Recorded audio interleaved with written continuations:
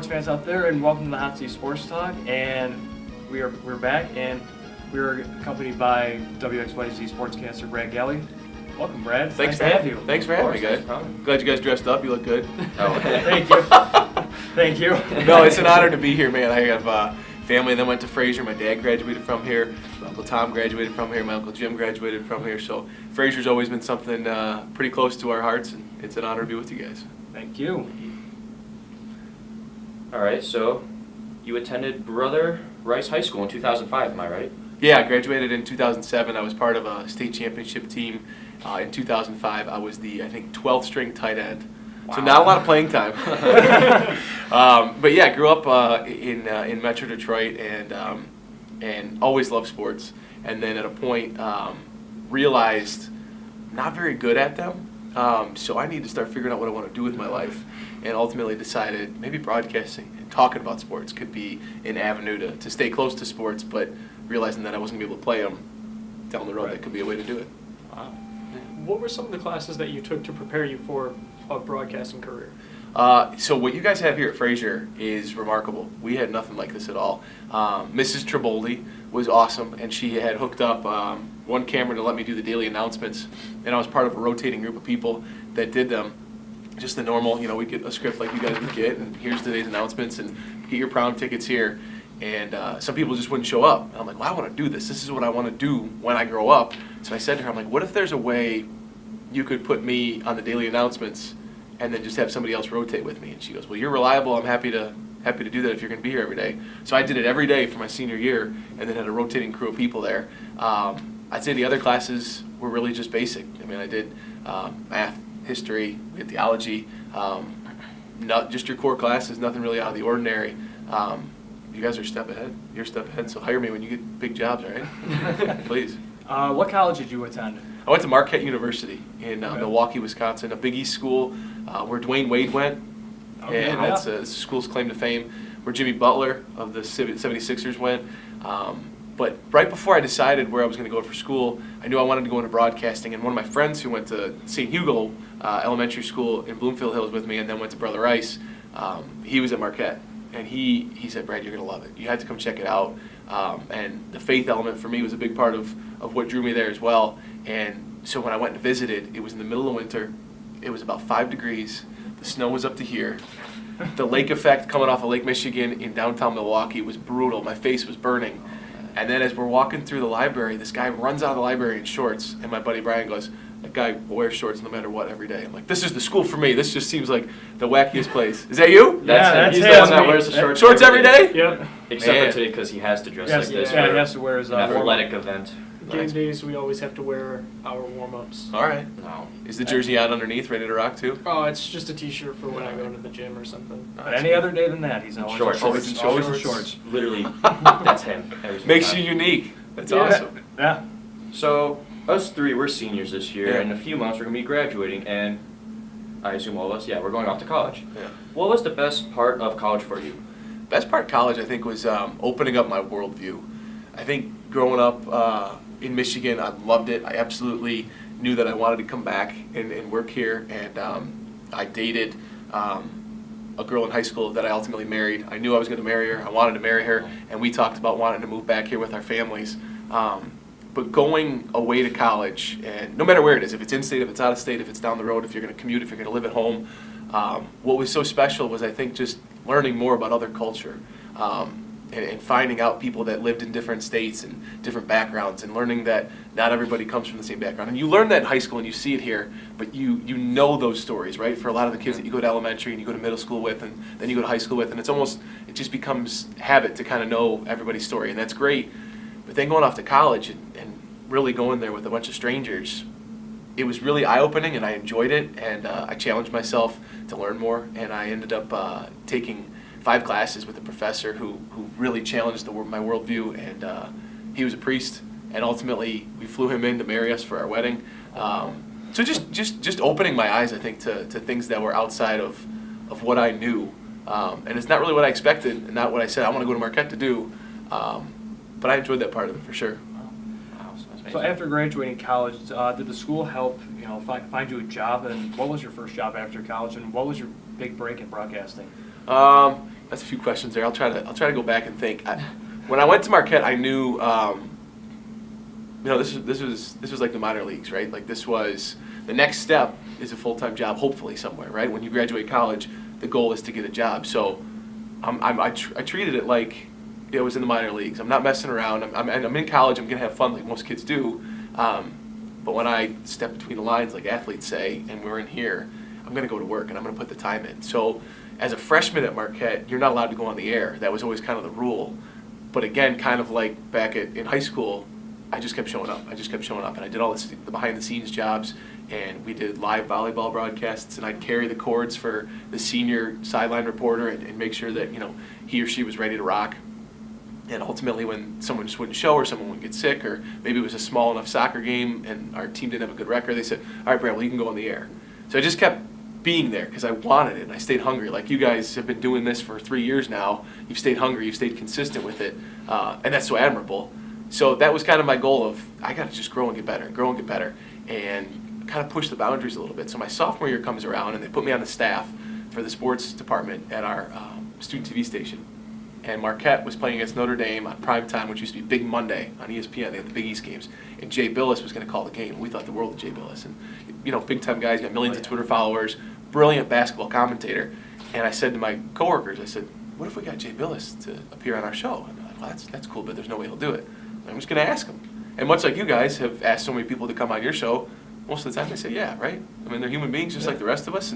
And he was so cool, and we've maintained a relationship, and he taped something with us, and we said, okay, how can we take this even further? So my junior year comes, and sorry if I'm rambling, tell me if I need to stop and we need to go on. No, you're good, keep going. But my junior year comes around, and a couple of buddies of mine, they said, well, what can we really do to command, attention from people that could potentially hire us someday, right? Because when you guys go to college, and if this is what you want to do, you want to be noticed by people that could ultimately hire you, right? You don't want to come out, with your pants down and go, oh crap, what do I do now? You want to have them buckled up, ready to rock, and show people, here's what I've done. So we said our basketball team is a top 25 team, and at the time was a top 10 team. So we said, let's be around them because they have a national spotlight on them. How can we cover them to give people in town and people nationally and online more access? So we created a weekly show, much like what you guys have done, following the team around, going behind the scenes with them. We went to everything. There was a coach's show at a pizza place. We went there. There was a bowling night with the team where they would interact with young fans. We'd go cover that. And we started traveling with the team, and I went to the dean and I said, can you give us a bigger budget to potentially travel? She goes, sure, what do you have in mind? I said, well, Dwayne Wade went here. He's playing in LA on a weekend. Steve Novak went here, was on the same Final Four team. He's playing in LA. Travis Diener was on that team. He was the point guard. He's playing with the Pacers. That same weekend, all three of them were there in a 4-day span. She goes, I think that'd be really cool. That'd be a cool show. So my buddy and I flew out to LA. We ended up finding a contact at ESPN. We taped part of our show in the Sports Center set. And from there, it was like the wheels were spinning. I'm just going to keep asking, keep pushing until somebody tells me no. And if they say no, I'll find a way around it and just keep staying aggressive.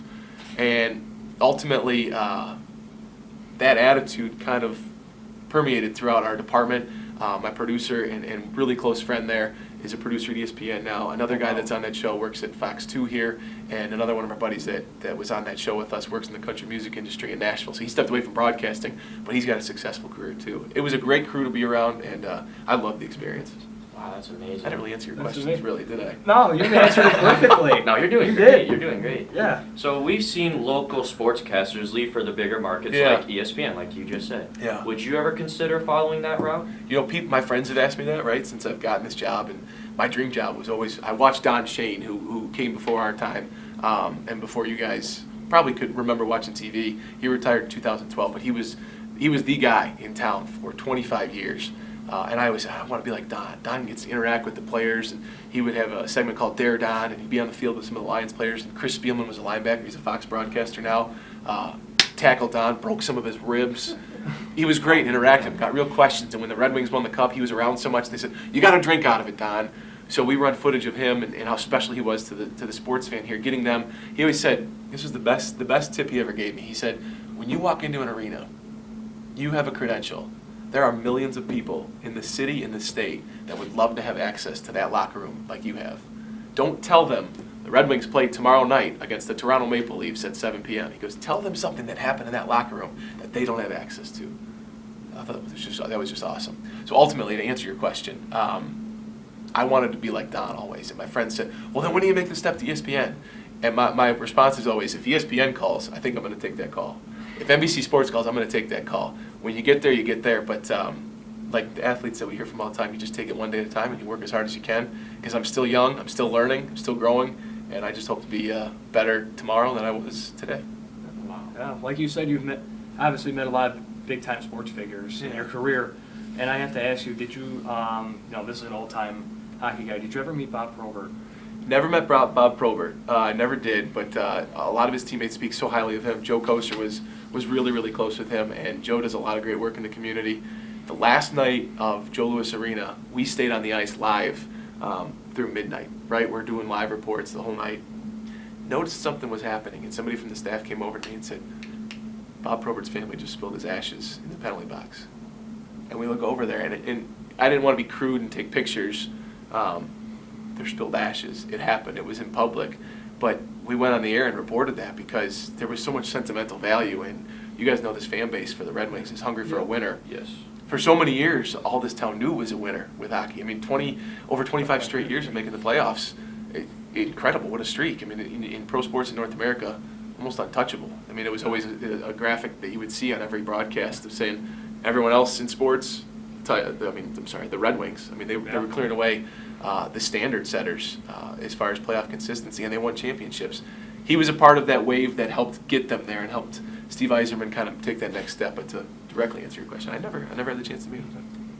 So we did talk a little bit before the show about some of the interviews you've done. Which one was your overall favorite? Ooh, like all time. All time. It's a curveball, right? I'll give you a couple personal ones. Watching my high school football coach, who was, until John Harrington from Farmington Hills Harrison passed him, he was the winningest head coach in Michigan football history, Coach Al Fracassa. And I, after they won the state championship, believe the first of 3 straight times after I had graduated, I got to interview him on the field, and he's waving to the crowd. We did it the next year at Ford Field, and then they did it the 3rd year, and he said it was going to be his last game, and looked up, and his wife never came to games. They're an older couple. He had coached for decades, over 45 years. She got too nervous. She couldn't sit through the games. She came because she knew it was his last game, and I spotted her in the stands and gave her a big hug. I said, Coach, your wife's here. Where is she? He pointed, and there's a great shot that one of my colleagues took of me, of Coach and I walking off the field together. That is something I'll never forget. A man that helped change my life, change the lives of my friends and so many around us. That was really cool. And then one of my classmates, DJ LeMahieu, who just signed with the New York Yankees, was an all-star in 2015 when he was playing with the Colorado Rockies. And a group of us went down to Cincinnati for the all-star game. And interviewing him on the field in his all-star jersey was surreal. And sitting around later after the home run derby and then again after the all-star game with his parents, with his wife, and with a group of our friends, just kind of sit back and go, wow, this is real life. This is really cool. Sports can change a lot and make a lot of people smile. And we're watching what our friend is doing for so many people out there. The third one, and the one that kind of resonates, I think, most of this community, is Steve Yzerman. Growing up in this town, I had the same birthday as Steve Yzerman. I would wear his jersey. I would play backyard hockey and street hockey and pretend to be Steve Yzerman. I couldn't stop on ice. I was no good, so I never played ice hockey. I was always a roller hockey player. But Steve Yzerman was always the guy for me, right? And when they did the alumni game leading up to the Winter Classic at the Big House, they played at Comerica Park, and there was no direct word whether or not Steve Yzerman was going to be there. And this is a true story. The credential that I had had check marks on the axis of where everyone could go and could not go. And if your box was checked, that means you couldn't go in the locker room. That was only for the rights holders. The Sportsnet, I believe it was, in Canada that were covering the Leafs, and then Fox Sports Detroit here. For some reason, that box was unchecked for me, so I got to go in the locker room and provide coverage inside. I was just snapping photos and sending them back to our crew. That photo gallery was the #1 story on our site for about a week because it was seeing Steve Yzerman walk in and see Scotty Bowman, and seeing Chris Draper put on a jersey again, and watching Kirk Maltby and the grind line kind of reunite. The Russian Five minus Vladimir Konstantinov and Doug Brown stepping in. Unbelievably surreal. And I look at my credential again and it says on ice access, and it was unchecked, which means I got to go around the surface. So as these guys are leaving, Iserman comes off the ice, and he saw me standing there and stopped. I said, "You have time to talk?" "For sure." And in front of all of Comerica Park, I'm talking with my idol as I'm in this job, providing access to people. It was the coolest experience I've ever had. Nick Lidstrom came off, Darren McCarty did the same thing, Brendan Shanahan, we talked with all of them, but that Iserman moment for me was just really, really cool. And giving that to people on New Year's Eve, too, as everyone's sitting at home getting ready and going, "Hey, Steve Iserman's back," and I didn't know he was coming back. That's what it's about. That's really amazing. Oh my gosh. I mean, you just talked about great interview, but right now, a person in sports right now, like player, coach, anybody, who would you want to interview? Ooh, that's a good question. How about a moment? How about just a championship? Wouldn't that be nice earlier? My old boss, Tom Lydon, who works in Boston now, he was the sports director at Channel 7. I was fortunate enough to meet him. Is that right? Yeah, I met him one time before a Lions game. Great guy. Nicest guy in the world. He is, and such a work ethic. He used to sign our Christmas cards every year, and he'd write, "Let's cover a parade." And back then, man, I mean, he was covering parades like crazy. Whether the Tigers were winning the pennant, they came just short of parades, but he covered a couple Red Wings parades, and I think it was just one actually because they lost in 09 and it was before he got here when they won it in 02. But just somebody, right? I mean, it'd be great to see the Pistons make that right move to put somebody next to Blake Griffin, or I don't know, sit him for the rest of the year, or sit Andre Drummond. I know that sounds preposterous and crazy because it's professional sports, but to get Zion or to get a pick and to start building for the future, or just to see the Wings. I think it's been promising to see the Wings take steps this year, to see this Tigers rebuild actually go according to plan. I think they're still 4 or 5 years away. Michigan or Michigan State football or basketball take that step. To answer your question, I would love to cover a parade. That would just be, that's what this city thrives off of, right, as a winner. And to watch the underdog. Because right now everybody's kind of that underdog mode, except for the college basketball teams, the 2 top 10 teams right now. But even them, I mean, they've overcome some crazy obstacles here. In Michigan State losing 2 first-round guys and 2 lottery picks this past year, and to bounce back and to become a top 10 team and undefeated in Big Ten play. And for Michigan to lose, Mo Wagner, a first-round pick, and to bounce back and come back even stronger. This city gravitates to winners and to that underdog mentality, and so I think the cover parade would be on the top of my list right now. So you've traveled around a little bit. Where has been your favorite place to travel to? Lambeau Field, I think. It's a cathedral for football. And it's crazy because as a rival for the Lions, that's kind of what you think, right? Like, That's what we all just thought right now. Yeah, I heard it. But you go there, and it's got that college football old-time vibe where, until recently, they added some upper-tiered seating. It's just a bowl. There are no tiered monster suites that get in the way of the atmosphere. It is football. You walk in and feel football. And just to know what they had done to the Lions for so many years, and I got to go cover a Monday night game. Was it last year or the year before where they beat them on Monday night? I think it was last year. Last year. 2017 season. And watch those guys run off the field. Okay, here's the deal. Like the Lions, it's stunk in primetime pretty consistently for a good chunk of years, and they had stunk at Lambeau for decades. So to get that win in primetime was a pretty cool environment, especially. I got married in 2014, and my groomsmen, I said for their gift, I was going to get them tickets to Week 17 Lions and Packers at Lambeau. So we all drove out to Lambeau. We went to the game. It was for first place in the division and to get a bye in the first round. I think it was a bye. If it wasn't a bye, it was at least a home game in the playoffs, right? Those were the division that year. That they hadn't had in so long. And the snow was falling. It was a 4 o'clock game. They didn't flex it to the Sunday night football game, which we were all disappointed about. But the 4 o'clock game, the sun was setting, and we were just watching snow fall, and the Lions and Packers lining up in the division. And I'm like, this is as good as it gets, man. Ford Field should be outside, but that's another conversation. Do you get to state your personal opinions on players and teams in Detroit as much as you would like to, like on the air at WXYZ, or sometimes you have to bite your tongue because of what your position is right now? That's a good question. I think, you guys are all pretty active on social media, right? Twitter, Instagram, Snapchat, you see, at least you're aware, right? You know how the dynamic of the sports world kind of works and revolves around that now because that's how we all consume our news. I wake up, and I used to read the newspaper as a kid. I don't do that as much anymore. I do, but I read it on Twitter. We all do. We read it freak.com, news.com, mlive.com, or Hometown Life, whatever it may be. Support your local writers, right? Oh, yeah. it's difficult because you also have, radio hosts that are monumentally successful and drive the conversation in town, and I know and respect so many of them. Then there's another group of us with those writers that have to go in and say that Matthew Stafford threw 2 awful interceptions. What's he thinking there?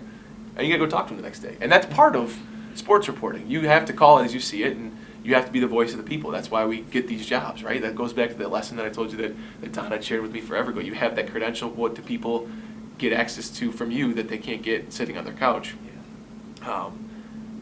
But in my life, I've always lived under the umbrella and the thought process of treating people how you want to be treated. So I think there's a way to be fair, and there's a way to call it as you see it without being a total jerk. I'm probably generally known in town as being pretty soft on people and not being very aggressive. But that's who I am, and there have been times where there have been people that are high up in the totem pole than me that tell me, you're not going to ever make it if you don't change. And I think that's okay with me, whatever making it means, because I like being me, and I like giving people what I feel like they deserve on the air, but also finding the balance and saying, I'm not going to stray from who I am, but I'm also going to be fair. I'm going to give people information. I'll give them thoughts. I mean, there have been cases, at the end of Jim Caldwell's tenure, I thought the way he treated fans with the messages that he was sending at press conferences, I thought was immature for a man that was so wise and so kind and genuinely a good human being. What he was doing and the way he was trying to command that locker room wasn't working. And I never do things either without finding out, too, from players, what's the vibe of the room like? What's the feeling on him? Talking to other people that are literally around like beat writers every day. What do people think about so-and-so? What's the consensus on him? Why is he acting that way? Why isn't he scoring as much? Why isn't he catching the ball? Eric Ebron was such an easy target for all of us.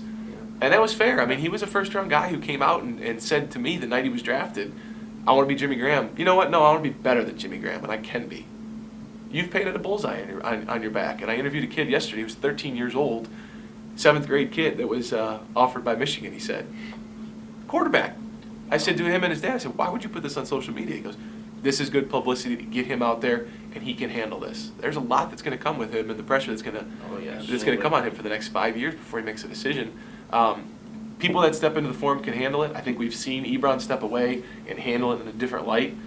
I get support from my bosses to be more critical. Sometimes I feel like it's necessary, sometimes I don't. I also think right now we're in a really tough time for our teams because some of them aren't trying to win. Mm-hmm. The Red Wings aren't trying. I mean, the guys in that room are trying to win organizationally. They're not trying to win a Stanley Cup this year. The Detroit Tigers are not trying to win games. Yeah. Ron Gardenhire and his team are. Al Avila does not want them to win games. I mean, it is, again, what you're seeing with the Red Wings this year, I think, is what we didn't get last year, where the young guys are growing and the biggest pieces are growing within Dylan Larkin, Dennis Cholowski. You see Andreas Athanasiou taking steps as well. Those are cornerstones that you hope to build around. They need to get elite talent, though. And so while those guys are taking steps and they're losing games, it's the perfect combo because you're sinking to get a high draft pick and your young studs are growing, so that elite talent can hopefully join and everyone can take that step together. It's going to take the Tigers a long time because, by the time they win a World Series, if they ever win a World Series, I don't think anybody on this roster is going to be on that team. It might be a fair statement. I mean, maybe, right? Is that tough? What you think? I don't know. I agree with that.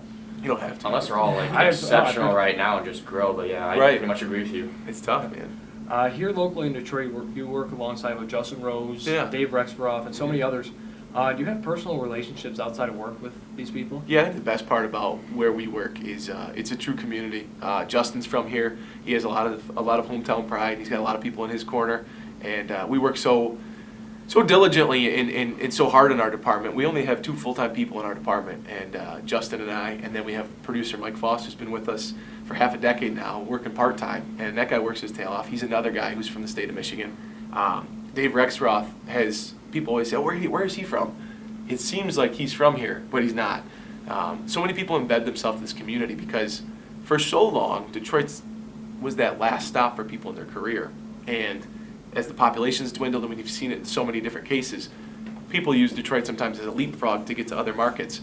But at our place, we have a lot of people that want to be there for life, and they want to make a difference in this city. And some of our anchors, Dave Llewellyn, Carolyn Clifford, Glenda Lewis, Oh, yeah. all from here, and they've all wanted to make a difference, and they know the legacy of Channel 7, and they were like me, man. I mean, we all grew up watching the station, and to be a part of the community in a bigger way. I'll be completely forthright with you guys. Dwayne Wade is in town today, Oh, and really? it's his birthday, and we had an opportunity to go interview him, but it didn't pop up until about 15 minutes before I was going to leave today, and I told him I had a prior commitment because I'm standing with my wife, and I said, Dwayne Wade or the Fraser guys? And she goes, you know the answer to that. I said, you're right. It's important to interact and get people content for what they want, but it's also important to be a part of the people that we represent, right? And you guys are the next generation, so again, just hire me when you get up in the big leagues. And I'm out of a job. You just saying that, on behalf of myself and these two, that just meant a lot. That meant a lot. That meant a lot to the three of us. We've been doing it for 3 years, and the guys that have coming in, they're appreciative. They love doing it, but no one has ever given us a compliment like that. You work hard, I can tell. So we appreciate that. Well, you take yourself seriously, and I'll give you credit for this one.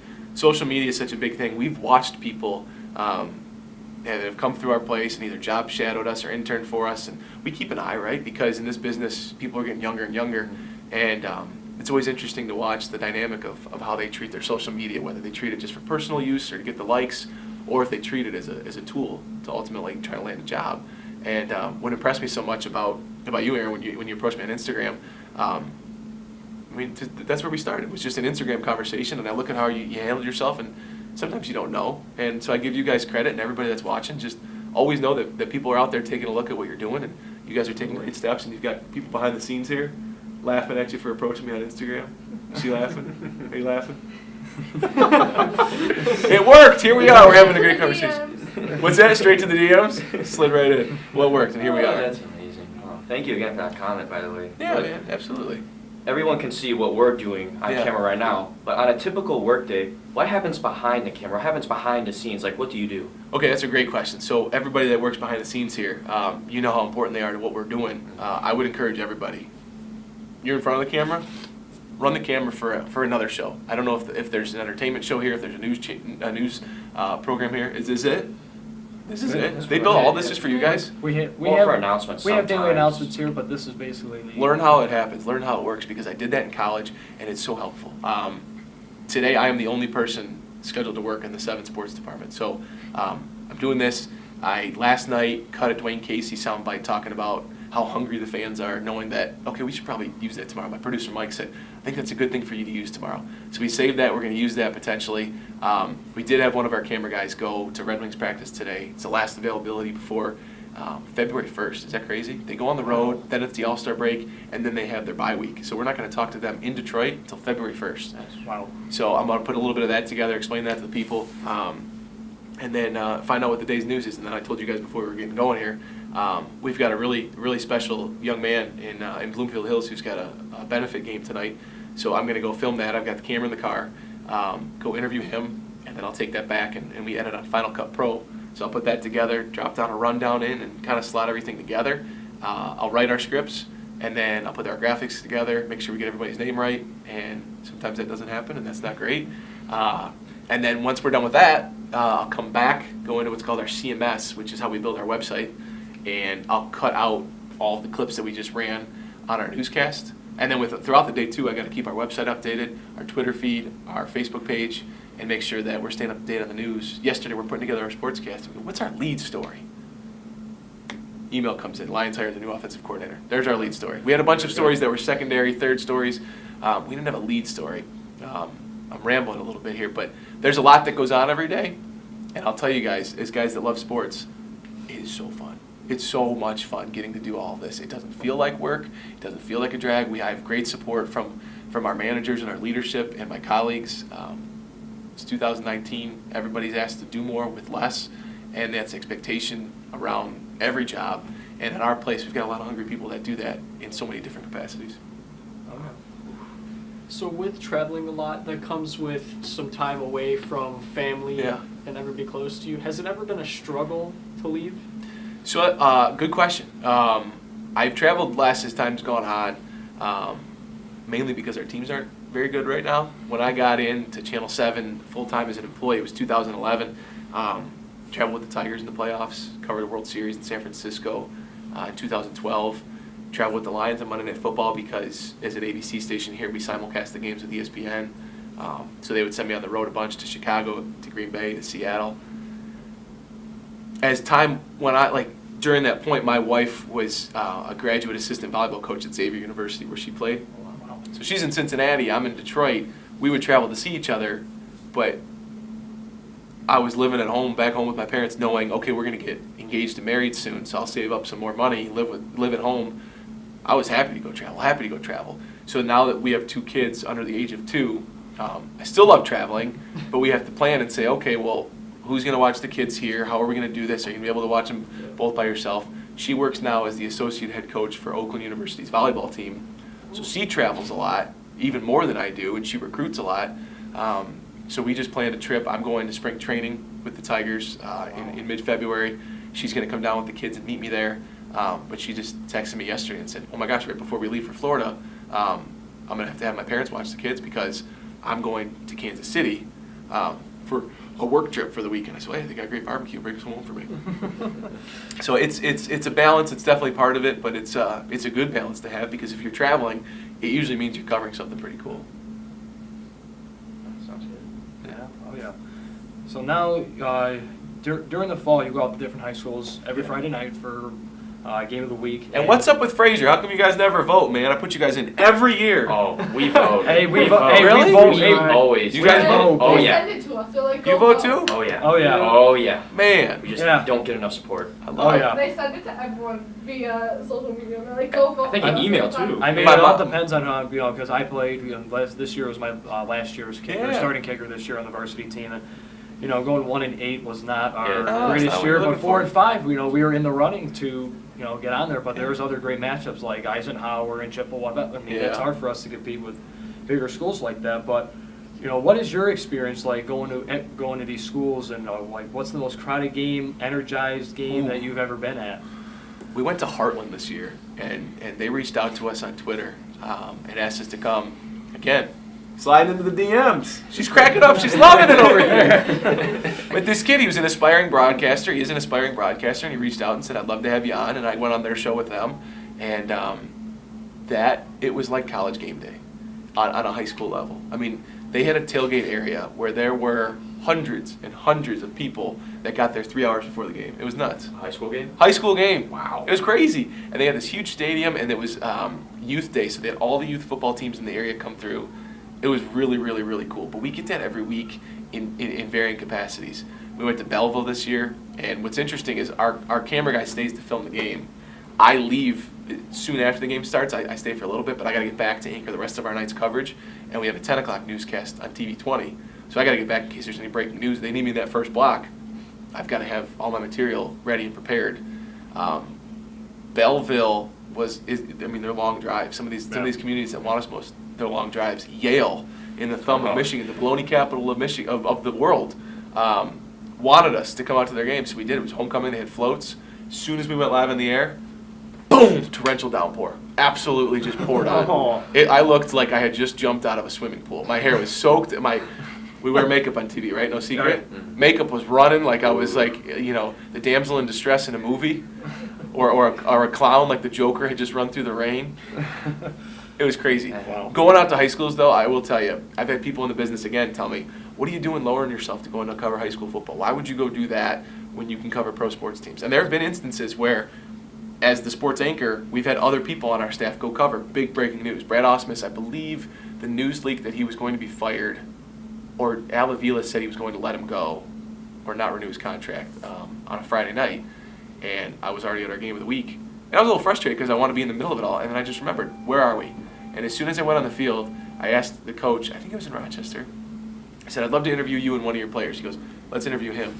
The other guy, it was this crazy, wild story where his younger sister had been in a surgery that morning. He said he was playing for her live on our air. I'm like, wow, that's what it's about. Community, real human beings, putting a showcase for giving kids a showcase that normally wouldn't get it.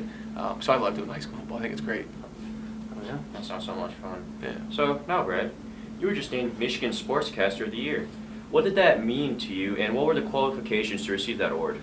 Thanks, guys. It was very cool. It was very, very neat to find out that I've been nominated.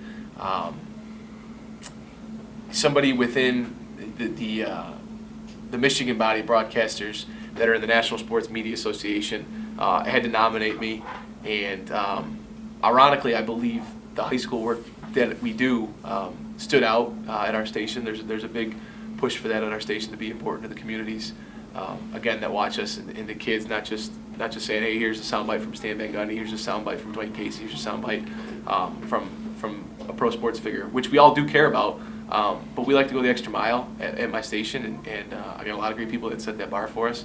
Did all the camera people just leave? They're out of here. They don't want to be a part of it. Hey, it's the end of the day of school, so they got to get their situations That's a good call. end of the day. So we're almost done here. So. But yeah, it was very cool to be nominated, and my wife and I are really excited. And within her career, had she stayed at Xavier, she would have been hired full time on their staff for the coach that coached her.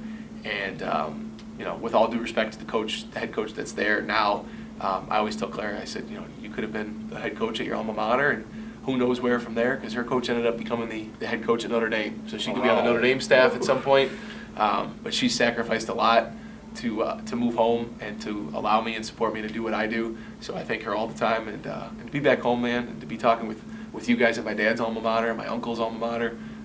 It's a special, special deal, and I love working here. And so any type of accolade that comes with the work that we get to do, I'll take it, I'll accept it, but it's a total team effort. That's amazing. Now, since you work on camera, you don't really get to say your opinions much, but this time we get to ask for your opinion specifically. All right, I like that. Lions pretty much tanked this season, as what we're used to. What do you think we need to do next season in order to make the playoffs? Tank's an interesting word. I found the year so intriguing. The first game was so disappointing. Again, a Monday night game, we did a big pregame show. Believe me, I was there to witness that. I mean, that was the anticipation, right in the building, you're walking in, and it got deflated so fast. The Quandre Diggs interception, the pick six, and you're thinking, could this be, maybe not the year, a year, could it be a step forward? I know it was just one play. Oh, yeah.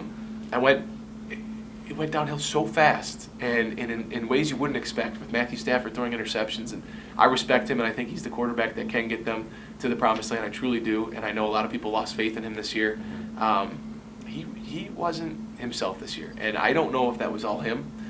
What he did in the pocket almost seemed like a directive, and maybe I'm giving him too much credit. That guy can move in the pocket. He didn't this year. Yeah. Previous years he can. Previous years he can. I mean, it's like you said, watching that Quandre Diggs interception, being in the first row, on that sideline, watching that, just watching everybody go nuts, and I'm like, okay, this is going to be an easy game. We're going to rout them. Yeah. Then we got to go to San Francisco. It's going to be, probably 2-0. Then play New England, and then who knows what's going to happen. But then, turnovers, quick 3 and outs. That lasted less than like a minute. I'm like, what is going on? It was strange, and to watch the division develop like it did. Oh yeah, this division was. They had a shot. It was up for grabs. They could have gotten in, and you think if 2 or 3 games would have gone differently. I think Bob Quinn was aware of this team's inability to get over the hump this year. I think we all saw it coming into the year. This wasn't a Super Bowl team, so I think he knew with his head coach coming in, he had a grace period. This was his guy, right? I mean, he had those 2 years with Jim Caldwell where he gave ownership, 2 years with their guy, bringing in his guy. He's not going to get, Martha Ford's not going to fire him after one bad year with Matt Patricia. So he knew he had a grace period where, you see what we can do. Maybe if we lose a few games and can get a top 10 pick, so be it. We'll try to instill Matt Patricia's ways around the locker room and within the Allen Park facility. I think that was their main goal, was to try to say this is Matt Patricia's team now, whether you like it or not, and half of you are going to be gone because it's the NFL, and there's a turnover of 50% every single year anyways. I think next year, to get over the hump, he needs to learn how to get guys to buy in, because I know for a fact that was not a consistent process. Those weren't just headlines thrown out and quotes, I guess opinions trickled out by like Spark reporters. Story. Yeah. Those were legitimate. Where there's smoke, there's fire, and there was fire this year. It tempered off a little bit, but that'll be part of it, and I think just the hiring of Darrell Bevell as the offensive coordinator scratched a lot of heads yesterday. Mine too. A guy that stressed the run when you've got a quarterback that's making almost $30 million, but he worked with Brett Favre for a lot of years. He knows how to work with a guy that's a little bit of a gunslinger that kind of does his own thing. And maybe he'll bring out the strengths in Stafford like he did with Favre. I mean, I think you or I could have been Favre's QB coach, and Brett Favre would have been just fine. Right. But maybe he can help Stafford take that ultimate step that we've been waiting to see him take, and that would be winning games against great teams and ultimately winning in the playoffs. Yeah, and like you said, seeing them in training camp, because I went to a few this year, seeing them and how they, how practice went, it didn't seem like everything was there.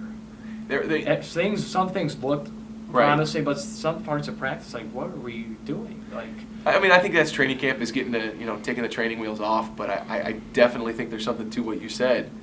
They were trying to build a culture that not everybody was buying into, and it was a stubborn mindset per se. I'm not in those meeting rooms, but I've heard from enough people that, there's a way. If you adapt, you adapt. If you don't, guess what? You're just going to be along for the ride. We'll see. This training camp, I think, it's a good point by you, Aaron, to see where this team goes. The three of us, we all were pretty upset that when we saw the news that Golden Tate was shipped to Philly in the middle of the year. Me personally, I got to work with Golden for 4 years, and I got to interview him at his charity event, which meant a lot to me, knowing that it would be one of his last interviews here in Detroit. And with him going, and now other pieces moving out this year, do you think Matt Patricia and Matt Stafford are basically on the hot seat to leave if they don't perform well this year? Not yet. I do think Matt Patricia's got Bob Quinn's back no matter what happens. I think ultimately the only way his seat ever gets hot is if ownership gets impatient. I don't think they're anywhere close to it yet. I think we saw the Arizona Cardinals fire their head coach after just a season. That wasn't going to happen here. Matt Patricia said just a few weeks left in the regular season that he meets with Martha Ford every week. Matthew Stafford's an interesting question. Bob Quinn said he's his quarterback next year for this upcoming season. What they can do with that contract after 2019 is a little bit more flexible. Mm-hmm. I believe he's not on the hot seat, but if you keep turning the ball over in the fourth quarter, if you continue, I mean, let's be honest, he was playing really well in fourth quarters down the stretch, and you can say whatever you want to say about the first three quarters. He's a fourth quarter machine, and he's a late game wizard in what he's done over his career. And again, people can argue and say he doesn't do it against good teams. Fair. He didn't do that this year. There were no fourth quarter comebacks, and that's very rare for him. So you worry about this being a step back year for him. Was it the step back, or is it him just deteriorating, or really his career slowly on the downturn? I don't believe that. I think he has himself in great shape. I think he's got a great football mind. I think working with young wide receivers could be to his benefit. I think Marvin Jones will come back stronger. I think Kenny Galladay is ready to explode and become a star in this league. This next year is going to be a big test, because if it doesn't work out, all eyes are on him.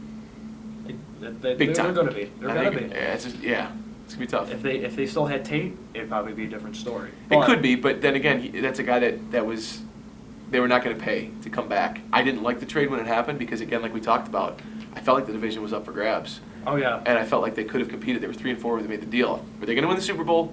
Very unlikely. Could they have won the division and gotten a playoff game and gotten a win or two? You could argue possible. yes. That's possible. Now, is that what a franchise should shoot for? I don't think so. And I think most people can agree that are smart enough to know you try to compete for Super Bowls or you don't. We're seeing it in so many other sports. But the trade was complex, and the list of players that they're going to get at that 88th, 89th position now is non-compare. It's tough. I mean, just seeing this, I read the story as soon as he got traded. He was in, his doctor's appointment. His agent texted him, "Hey, pack your bags. You're going to Philly." Right. Even though they said we're not going to trade you at all. It's tough. It was tough for me to watch because I knew Golden for many years since he came in, and it hurt me as a fan. It hurts me as a fan, as a commentator in sports. So. Now, before we let you go, since we're pretty much done with the questioning process, let's talk about some football. We got some championship games coming up this weekend, AFC and NFC. Yes. New England at Kansas City this week. Who do you like?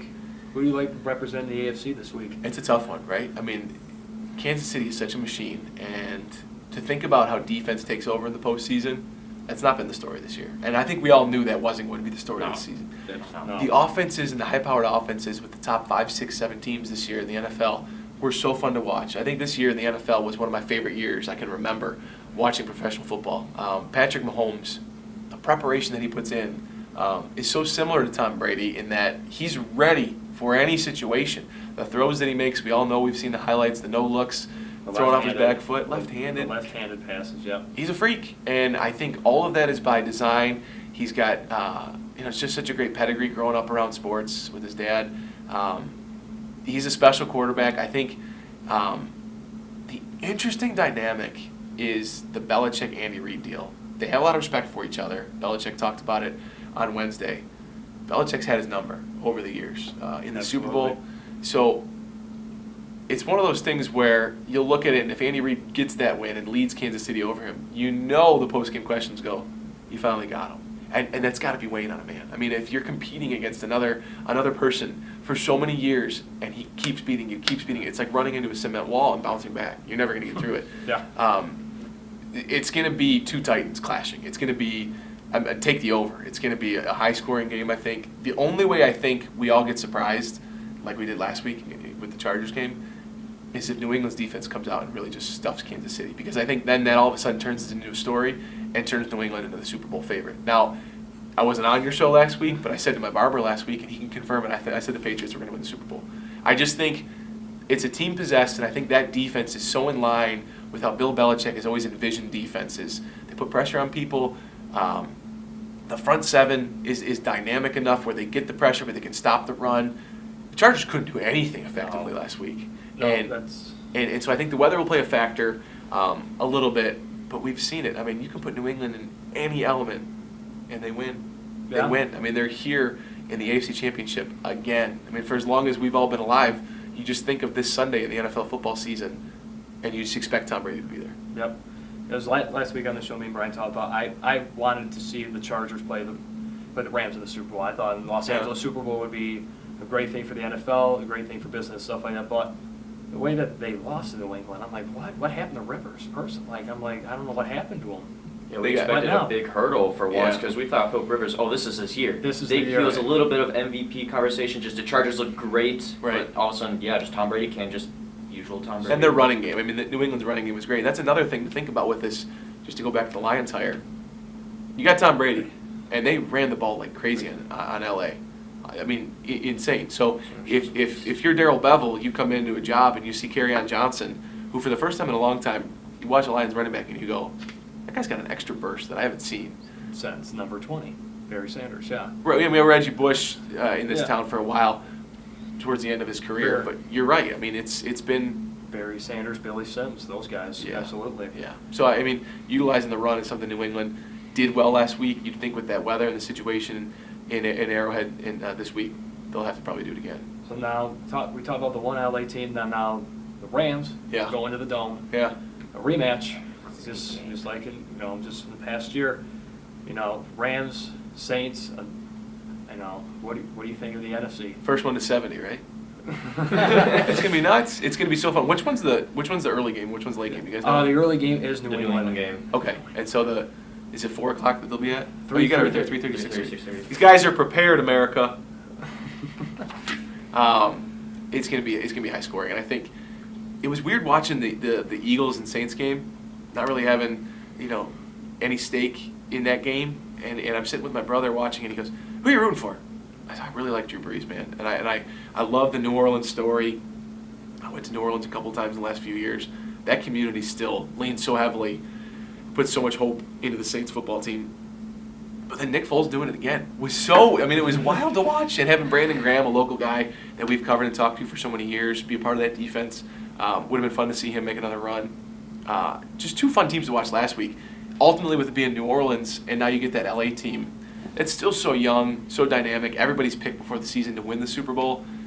That game is going to be wild, and I think it'll be a shootout. I think those defenses, again, much like the AFC, if one of them steps up and makes a couple big plays, you're talking about that team making a leap. I think if you have a pick six, if you've got a couple fumble recoveries, if Aaron Donald can really get in Drew Brees' face, and you saw Ndamukong Suh make a difference last week. If he can be that guy next to Aaron Donald all of a sudden that they expected him to be and hoped him to be, we could be talking about LA in the Super Bowl. All right, sitting here right now, mid-January, who do you have playing each other in the Super Bowl, and who do you have winning it? When does this air? Does this air after today? Yes. Will it air after the championship games? It will add before. Before. Okay, I was gonna say just like do the voiceover thing where I just say it and you just change that voice of the New England Patriots. I think New England wins. I think New England beats Kansas City, and oh man, it's tough to bet against the Saints in New Orleans. I think it's a New Orleans Super Bowl, and I think New England gets it done. All right. Well, here's my last thing. Have you ever talked to? I know you've interviewed a lot of Lions in your bet. Have you ever talked to Sam Martin before? Sam Martin, of course, yeah, great guy. Yeah, Sam Martin. I'm best friends with him, but you know we can't afford to get enough time because we've had this joke going long enough that we keep running out of time for Sam. We just never make enough time for him. We can't make enough time for Sam. I mean, that's so difficult. You know, that's tough. You know, I've known him since he was a rookie and he came in, and this year he's like, I'm gonna get on your show for sure this year. I could have gotten up and he could have finished, but that's tough. We did run out of time with you guys, huh? Yeah, but it's a bummer. But Brad, an honor to have you here. Thank you so much. You know, probably the best Thank you interviews so much. we've had. Thank you so much. And Sam, we ran out of time. That's great. Good luck tonight, Ramblers. Thank you. Let's go. Freshman, JV, and varsity all playing? Yes. Let's go, Rambler Pride. Hi, Dad. And we'll be back next week. And as always, keep it fresh.